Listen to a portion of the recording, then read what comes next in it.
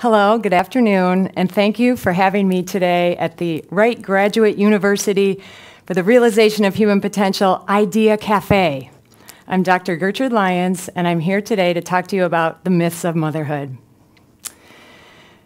2 weeks ago, I was in Luang Prabang, Laos, on a spiritual pilgrimage led by Dr. Judith Wright. After a meditative 2-hour boat ride on the Mekong River, we arrived at our first destination of the day, the Pak Au Caves. Before we disembarked, Dr. Wright shared the significance of this cave, which it appears has been a sacred site even before it became home to thousands of beautifully imperfect Buddhas. Resting place for broken, chipped, marred Buddha statues of all shapes and sizes, far from feeling like a junk heap for headless and limbless icons, the space was an alive and beautiful place of worship. We found out there was a second cave up a steep slope. I took the challenge, and after a breathless climb, I came to the entrance of another cave. I was immediately struck by the giant Buddha at the mouth of the cave, for it looked like nothing other than a pregnant Buddha. I have seen laughing Buddhas and Buddhas with big bellies, but this had the distinctive shape of a pregnant belly. As I silently walked through the cave, apprehending the beauty of these imperfect statues, I started seeing the possibility of appreciating and having compassion for my own imperfections, particularly my past and current imperfections as a mother. Outside the cave again, I sat and stared up at the giant pregnant Buddha. With both of our daughters recently out of the nest, thoughts and images of all the regrets, remorse, and guilt I harbor from my years of motherhood came flooding in.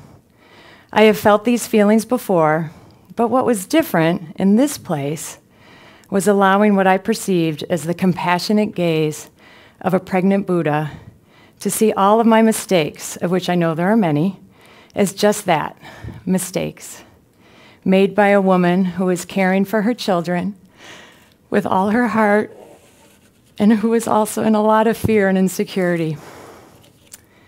Journey with me to our next stop, Hao Khan and the Khmu village. This little village lacked most of what we Americans take for granted: running water, electricity, and pretty much most modern conveniences. It was a simple way of life, with women panning for gold in the river, washing clothes by hand, and a one-room schoolhouse. As we walked through the village, we came upon women of various ages sitting around a cooking fire. One of them had a baby in her arms. I wondered, was this woman worried if she was doing it right as a mother? Had she been torn between her career and having a baby? Had she debated whether to have a medicated or natural birth, or whether she should breastfeed or not? Did she perseverate over sleep training her baby, wondering if it would scar him for life and require years of therapy to undo the trauma of crying it out, as she attempted to get some much-needed rest for herself? I hardly think so, for these are the questions of women of an advanced culture, our current Western culture. While it seemed attractive to be free of concerns such as these women likely were, does it mean I thought we should throw away all of our modern wisdom and teachings that surround birth and mothering? No, I do not. But do I think we need to take a serious look at the pressure women are under to perform as mothers? Yes, I do. Seeing this woman, who I assume got her education as a mother from her mother, and her mother got it from her mother, and that none of them got it from the latest parenting expert, or a mommy blog, or a lactation consultant. As I thought about this, I thought of the recent, just this last October, Time magazine cover story, The Goddess Myth, How a Vision of Perfect Motherhood Hurts Moms, by Claire Howarth. I was thrilled to see this article brought to the forefront in a popular magazine. Horwath highlights how women in our culture create a fantasy picture in their heads about an Earth Mother type birth, followed by child-rearing bliss, only to feel guilt and shame when an organic process, such as birth, messes with their plan And the reality of mothering a child is a messy, turbulent, and emotional roller coaster. This reality sets in. Lost and alone, women seek direction and solace outside themselves in the sea of expert advice found in books and on the internet. Research in adult development shows that this mess and turbulence inherent in mothering actually creates a dynamic playground for a woman's transformation. Who knew? The commonality of all the adult developmental models I have researched is the encountering of conflict or crisis as the bridge to a new stage of possibilities for ourselves. They also share a common nomenclature to describe the conditions and processes necessary for adult development. Crisis, disequilibrium, individuation, and differentiation in our adult life circumstances are consistently found to be fertile ground for personal growth. I also found that most women don't know this possibility even exists or how they can take advantage of it. But before we go there, let's take a quick look at how we got to our current mothering paradigm to begin with. So mothering. Mothering is a cultural construct, and cultural constructs are transient. Even the Buddha referred to current wisdom and teachings as impermanent, and that as we evolve, new wisdom comes to the forefront and we adjust our ways accordingly. I will give a brief historical perspective of motherhood and then highlight some of the myths of mothering that are pervasive in our current culture. History and current myths are relevant as they illuminate the challenges women face today as they consider the opportunities mothering offers for their personal growth and development. So let's go way, way back. In Neolithic times, women were revered as goddesses for their power to give birth to new life. This reverence, innocently, came from the lack of medical knowledge, for these primitive cultures had yet to make the important connection that conception and a baby growing in a woman's belly was the direct result of intercourse between men and women. So of course, these women were like gods, goddesses. Fast forward to agricultural times, children are valued as a workforce. Stress was on keeping them alive and not on the mother's relationship with them. We move to the industrial age. Children are not needed as a workforce anymore. So the relationship shifted over time from them serving us to us serving them. Survival rates for infants and children also significantly increased. Psychology, how to be the best mother, and the age of the experts. Mothers are to blame for all the children's problems. They're also expected to have mothering totally fulfill them and turn themselves over to it as in intensive mothering. Developmental psychologist Alison Gopnik brings our current culture into focus by challenging modern parents to understand that the now ubiquitous term parenting is itself a cultural construct that first came into existence in 1958 and was popularized in the 1970s. When asked how this came about, she says smaller families scattered around geographically broke the cycle of modeling from past generations. Also, the middle-class models for learning how to do something, like mothering, which is now a job, are the same frameworks that come from our schooling and our job. So, as Gopnik says, there is a reason the parenting model is popular, but it's a poor fit to the scientific reality of the nature of a child's growth. So now let's look at some of the myths. There are numerous myths of motherhood a woman needs to explode in order to engage in adult transformation. My experience and research led me to distill these to about 14 common myths. I feel that these myths bind a woman into a narrow definition of what it means to be a mother and curtail the breadth of transformation possible in motherhood. I will share a few of them here, and as I say them, I ask yourself to what extent you believe them to be true. Number one, the more a mother tends to the needs of her children first, the better mother she will be.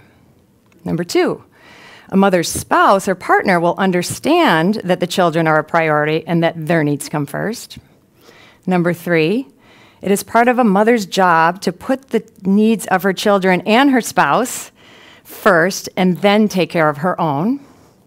Number four, children will be a source of ongoing joy and fulfillment.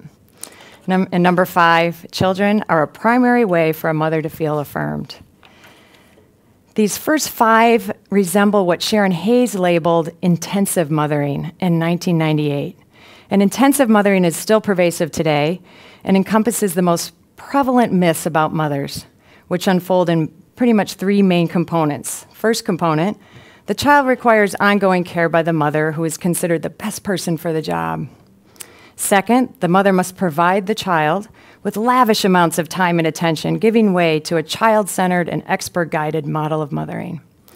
Third, intensive mothering is considered priceless and is separate from professional paid work, giving it a self-sacrificing and all-caring status. Gopnik debunks the intensive mothering paradigm when she describes parenting as a terrible invention, and one that has become a source of endless anxiety and guilt, coupled with frustration for the mother. Furthermore, she describes intensive mothering as an oppressive cloud of hovering expectations for the child. Feeling hopeless yet? Wondering where we can possibly go from here or what a woman can do? Well, there is no magical answer, but I offer some hope and possibility.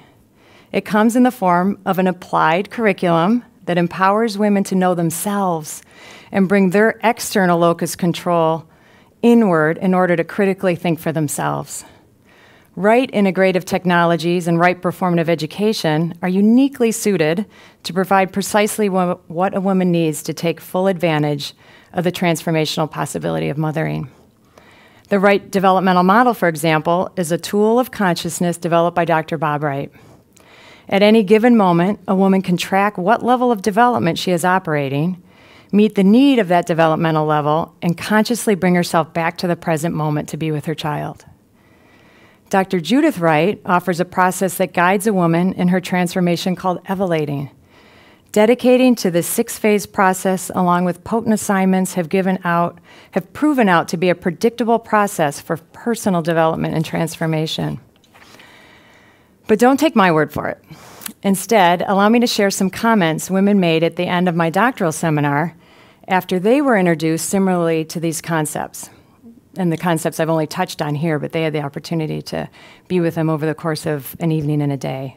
So one woman at the end said, "I now realize motherhood is a journey. Motherhood is an opportunity. I want to be a mother who allows pain, who embraces all of my feelings and those of my children. Motherhood is messy, and it's not about doing it right." Another woman says, "The biggest theme I came out with is that I can learn as much from my child as they can learn from me. That motherhood is an experience, and it is not for the child to pay me back when they are older, which my culture often implies, but for me to get the most out of the moments and want my child to grow and figure out their own way. I am also continuing to mother myself and allowing others to mother me." Thirdly, in the choices surrounding mothering, we may use our children to deeply know ourselves and do our own work. Our culture and civilization is evolving to a higher consciousness, and that parenting motherhood has a different purpose, to evolve ourselves. To that end, another concept that had a lot of grab for these women was Dr. Judith Wright's teaching that it is a feminine attribute to mother, and that as women, we all mother, whether we raise a child or not, and that there are 3 aspects of mothering: mothering a child, mothering others, which could be relationships, projects, or careers, and I think most importantly, mothering ourselves. These are brought to bear as alternatives to counter the myths of mothering in our culture. This concept is a talk unto itself, but I mention it because it is not until a woman engages in the process of mothering herself can she fully be in the moment of mothering her child. As we hear every time we fly in an airplane, put your own oxygen mask on first, then help your child put on hers. We are reminded to take care of ourselves first. By engaging in the process of our personal work, the ultimate payoff is learning to be present in the moment. This existential experience is hard-won, but ultimately brings us to the most fulfillment in mothering and actually everything we do. We don't have to reach enlightenment like the Buddha before we can feel okay as a mother, but we can have less attachment to the cultural myths and more compassion for ourselves and our journey as we grow ourselves up with our children. My children are grown, but my journey never ends because as a woman, I will always mother. On pilgrimage, we came to sacred sites that sometimes hundreds, sometimes thousands, sometimes millions of people visit each year. Each person finds their own meaning on that journey. I found meaning, healing, and forgiveness at a cave full of beautifully imperfect Buddhas and at a tiny village on the Mekong River in Laos. All women are on the pilgrimage of mothering, and it is your responsibility to find your personal path and meaning in it. Thank you.